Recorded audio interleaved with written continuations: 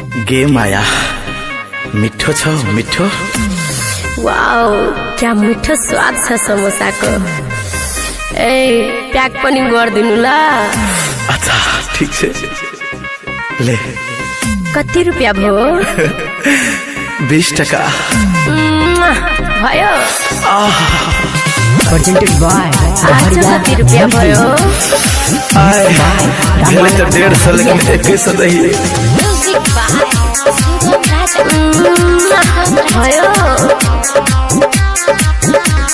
चल गिर गिट जना चल छोड़ी रोड पे, रोज समोसा खा कुनौली वाला मोड़ पे, काला काला धागा बांधे गोरा गोरा गोड़ पे, पैसा कहिया दे भी छोड़ी लिख जल्दी बोर्ड पे।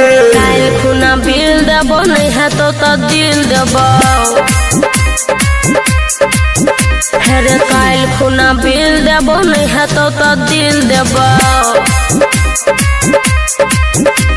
चल गिर गिट जना चल छोड़ी रोड पे, रोज समोसा खाए मधुबनी वाला मोड़ पे, काला काला धागा बांधे गोरा गोरा गोड़ पे, पैसा कहिया दे भी छोड़ी लिख जल्दी board Pay.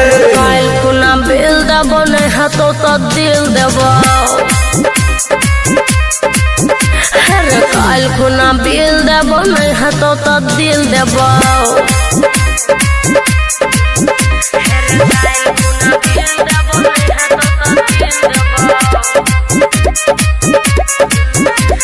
Presented by Dahariya mix by Rambalak डहरिया। सुन छोड़ा सुन चिकन, समोसा तो खाई छी बट मोटावे छी कहाँ। समोसा तू खा का पसैर गली गए, अब पैसा कौड़ी दैला बिसैर गली गए। हेरे काल खुना बिल देबो नहीं है तो दिल देबो। हेरे काल खुना बिल देबो नहीं है तो दिल देबो। काल खुना बिल देबो नहीं है तो दिल देबो। Presented by Dahariya mix by Rambalak Dahariya. Music by सुगम राजा। रोज रोज चुम्मा तोरा दिलियो रे छोरा, तेरी मैंने चुम्मा आवे छे रे छोरा।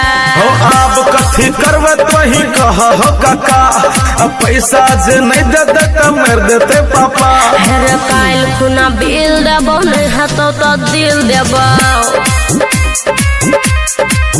हेरे काल खुना बिल देबो नहीं है तो दिल देबो। चल गिर गिट जना चल छोड़ी रोड पे, रोज समोसा खा कुनौली वाला मोड़ पे, काला काला धागा बांधे गोरा गोरा गोड़ पे, पैसा कहिया दे भी छोड़ी लिख जल्दी बोर्ड पे। काल खुना बिल देबो नहीं है तो दिल देबो। हेरे काल खुना बिल देबो नहीं है तो दिल देबो। प्रेजेंटेड बाय डहरिया बुझले मिक्स बाय रामबालक डहरिया।